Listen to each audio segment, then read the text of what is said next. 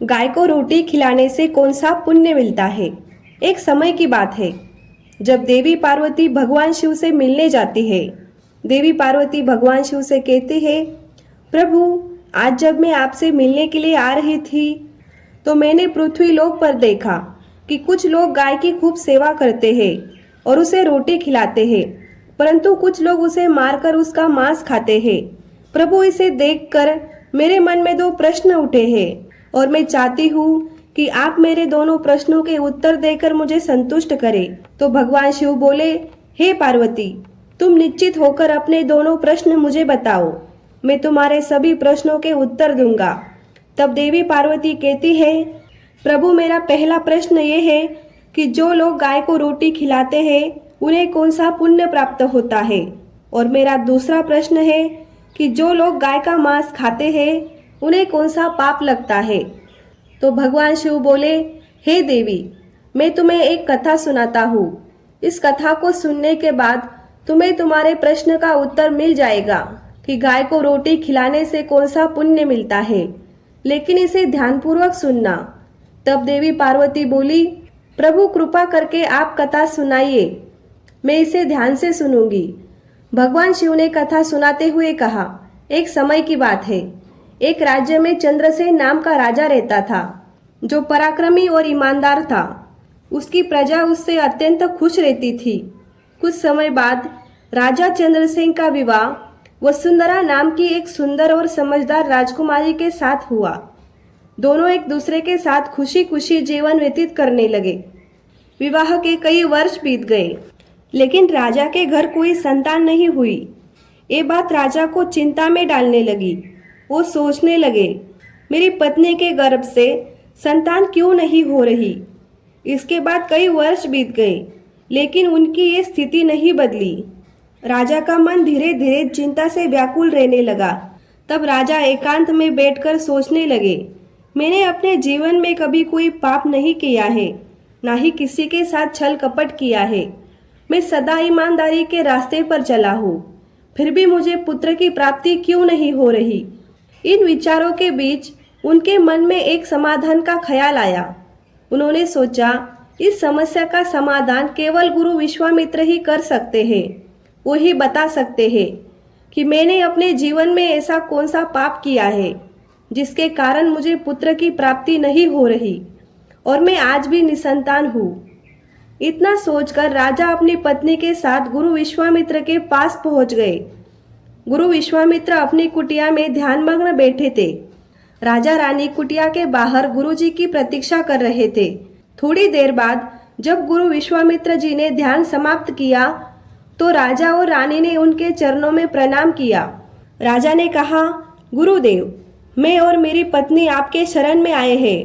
कृपा करके हमें ये बताएं कि ऐसा कौन सा पाप हमने किया है जिसके कारण हमें पुत्र की प्राप्ति नहीं हो रही। हमारा जीवन संतान ना होने के कारण अधूरा महसूस होता है। गुरु विश्वामित्र ने उनकी बात ध्यान से सुनी और कुछ पल के लिए मौन होकर विचार करने लगे। फिर उन्होंने कहा, राजन, आप चिंतित ना हो, मैं अवश्य आपकी सहायता करूंगा। इसके बाद उन्होंने अपनी दिव्य दृष्टि से राजा के पूर्व जन्म में हुए कर्मों को देखना शुरू किया। कुछ समय बाद गुरु विश्वामित्र को राजा चंद्रसेन द्वारा पूर्व जन्म में किए गए एक पाप के बारे में पता चला। उन्होंने राजा से कहा, हे राजन, आपने अपने पूर्व जन्म में एक बहुत बड़ा पाप किया है जिसका आपको इस जीवन में ज्ञान नहीं है। राजा बोले, गुरुदेव, कृपा करके ये बताइए, मैंने ऐसा कौन सा पाप किया है।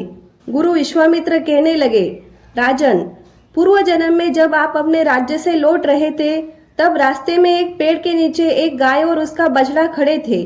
वो दोनों बहुत भूखे और प्यासे थे। आपने उन्हें देखा, परंतु ना तो उन्हें भोजन दिया और ना ही पानी। आप उनकी पीड़ा को अनदेखा करके आगे बढ़ गए।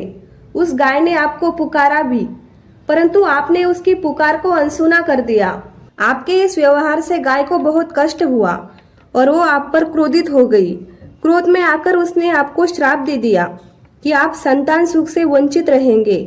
यही श्राप आपके निसंतान होने का कारण है। गुरु विश्वामित्र की बात सुनकर राजा को पश्चाताप हुआ। उन्होंने कहा, गुरुदेव, मुझे इस श्राप से मुक्ति का उपाय बताइए। मैं अपने इस पाप का प्रायश्चित करने के लिए जो भी करना पड़े मैं करने के लिए तैयार हूँ। बस मेरी संतानहीनता का ये दुख समाप्त हो जाए। गुरु विश्वामित्र कहते हैं, राजन, आप चिंता मत करिए, मैं आपके पाप से मुक्ति का उपाय बताता हूँ। मेरे आश्रम में नंदिनी नाम की एक दिव्य गाय है। आप उसे अपने साथ ले जाए और उसकी सेवा करें, उसकी पूजा करें। वो आपकी निष्ठा और सेवा से प्रसन्न होकर अवश्य आपको संतान प्राप्ति का वरदान देगी। ये कहते हुए गुरु विश्वामित्र की नंदिनी गाय वहां स्वयं आ पहुंची। उसे अपनी ओर आते देखकर गुरु विश्वामित्र बोले, देखिए राजन, ये गाय स्वयं आपकी सहायता के लिए आई है। आप इसे अपने साथ ले जाइए और इसकी सेवा करें। ये निश्चित ही आपकी समस्या का समाधान करेगी। गुरु के निर्देशानुसार राजा गाय को अपने महल ले आए।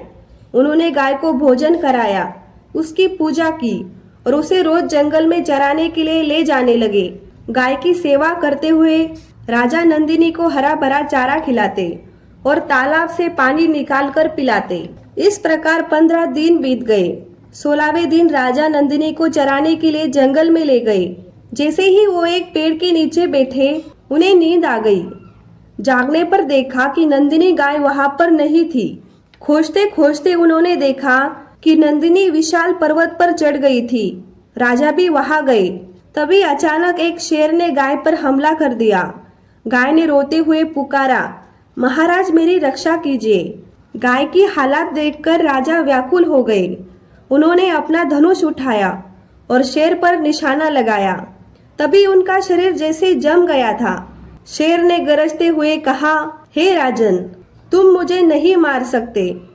इस गाय को विधाता ने आज मेरा भोजन बनाया है, इसे छोड़कर चले जाओ। राजा ने विनम्रता से कहा, हे सिंहराज, ये गाय मेरी जिम्मेदारी है, आप इसे मत मारिए, इसके बदले मेरे प्राण ले लीजिए। राजा की निष्ठा देखकर गाय अपने दिव्य रूप में प्रकट हुई और बोली, हे राजन, ये सब मेरी परीक्षा थी। तुमने अपनी जान की परवाह किए बिना मेरी रक्षा की। मैं तुम्हारी सेवा से प्रसन्न हूँ। मांगो तुम्हारी क्या इच्छा है। राजा ने उसके सामने हाथ जोड़े और बोले, हे गोमाता, मेरी मनोकामना है कि मुझे संतान प्राप्ति का वरदान मिले। गाय ने आशीर्वाद दिया, तुम और तुम्हारी पत्नी मेरा दूध पियो, उससे तुम्हें पुत्र की प्राप्ति होगी। राजा अपनी पत्नी के साथ गाय की पूजा करने के लिए आश्रम गए। गाय ने उन्हें स्पर्श करने को कहा। ऐसा करने से उनके सारे पाप नष्ट हो जाएंगे। फिर राजा और रानी ने गाय का दूध प्रसाद के रूप में ग्रहण किया। कुछ समय बाद गाय के आशीर्वाद से राजा को एक तेजस्वी पुत्र की प्राप्ति हुई। राजा और रानी का जीवन खुशियों से भर गया। इसके बाद राजा ने गायों की सेवा को अपना परम धर्म बना लिया। भगवान शिव ने माता पार्वती से कहा, हे देवी, इसीलिए प्रत्येक मनुष्य को गाय की सेवा करनी चाहिए। गाय जिस स्थान पर रहती है वो स्थान पवित्र हो जाता है। गाय की सेवा करने से सारे पाप नष्ट हो जाते हैं और पुण्य की प्राप्ति होती है। जो मनुष्य गाय को कष्ट देते हैं या उन्हें मारते हैं वो घोर पाप के भागी होते हैं। उनकी उम्र घटती है और अगले जन्म में उन्हें कष्टमय जीवन मिलता है। इसीलिए गाय की पूजा और सेवा करनी चाहिए। फिर माता पार्वती बोली, हे प्रभु, आपका धन्यवाद जो आपने इतनी पवित्र कथा मुझे सुनाई। अगर आपको ये वीडियो अच्छा लगे तो वीडियो को लाइक और चैनल को सब्सक्राइब जरूर करें। धन्यवाद।